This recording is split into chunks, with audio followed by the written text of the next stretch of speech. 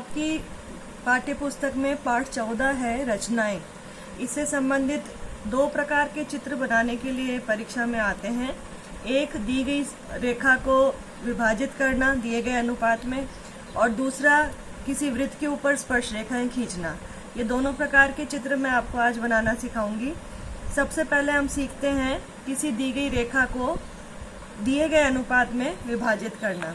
तो मैंने यहाँ एक प्रश्न लिया है, 6.7 सेमी लंबाई के एक रेखाखंड को 2:3 में विभाजित कीजिए। छोटा सा प्रश्न आएगा। इसके लिए हमें रचना के पद भी लिखने पड़ेंगे और चित्र भी बनाकर दिखाना होगा। तो मैंने आपके लिए रचना के पद लिख करके रखे हैं ताकि आप अपनी कॉपी में नोट कर सकें। बिल्कुल जिस प्रकार से इसमें लिखा हुआ है वैसे ही हमें काम करना है। तो यदि आप भूल भी जाएं चित्र बनाना तो इन्हें पढ़ कर रखे आप वापस से बना सकते हैं।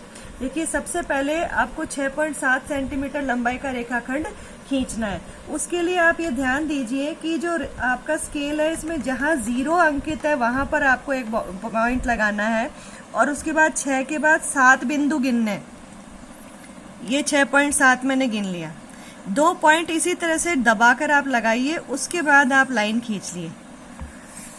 ये हो गया मेरा बिंदु ए और ये बिंदु बी। स्पष्ट दिखना चाहिए कौन सा है बिंदु। इसके बाद आप कोई कोण बनाते हुए नीचे की ओर एक किरण खींचिए। मैंने फिर इसी बिंदु पर अपनी पेंसिल को दबाया है और कोई कोण बनाते हुए एक किरण खींची। नाम हुआ इस कोण का BAX।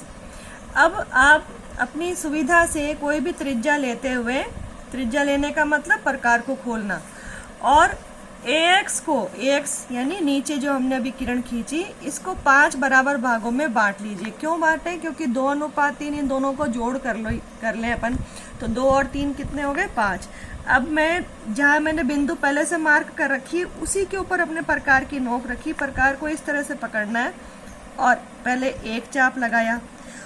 जहां इसने काटा एग्जैक्टली उस बिंदु पर जहां ये दोनों कट रहे हैं ना, बिल्कुल यहीं पे आपको दोबारा प्रकार रखना है। ये दूसरा चाप लगा दिया, तीसरा, चौथा और ये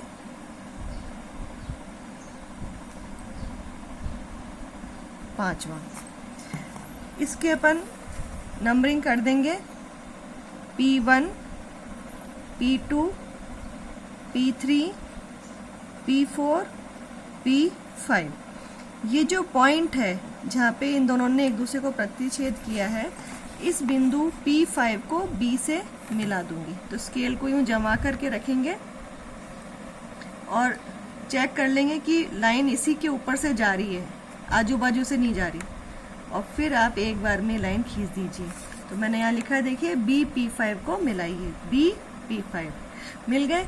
इसके बाद हमें 2:3 में बांटना है। तो 1, 2 दूसरा जो बिंदु है यहाँ से हमको एक कोण बनाना है, और कोण इस प्रकार से बनाना है कि वो इस दी हुई रेखा के समांतर यहाँ पर रेखा खींच जाए। तो समांतर कोण बनाने के लिए अपन ने छोटी क्लास में सीखा था प्रकार की सहायता से बराबर कोण बनाना। तो मैं एक चाप यहाँ पे लगा रही हूँ, थोड़ा छोटा ही खोल लिया मैंने ताकि कंफ्यूजन ना हो। ये एक चाप लगाया, P2 पर प्रतिच्छेदी बिंदु पर रख करके उतना ही त्रिज्या से एक और चाप लगाया। अब ये जो कोण है इसको अपन नापेंगे। कैसे नापेंगे? एक पॉइंट ये है और एक पॉइंट ये है, इसको अपन नापेंगे ऐसे प्रकार रख करके, और यहां तक खोल के देख लिया। ये मैंने कोण नाप लिया है। अब जहां इसने काटा यहां रखा और इसको ऐसे काट दिया। अब इसको यहाँ देखिए लाइन थी, और अब मैं यहाँ ये लाइन आ रही है, बिल्कुल पैरेलल आ रही है, कम ज्यादा नहीं होना चाहिए। ये बिंदु और ये बिंदु मिलाते हुए अपन एक सीधी रेखा खींच देंगे।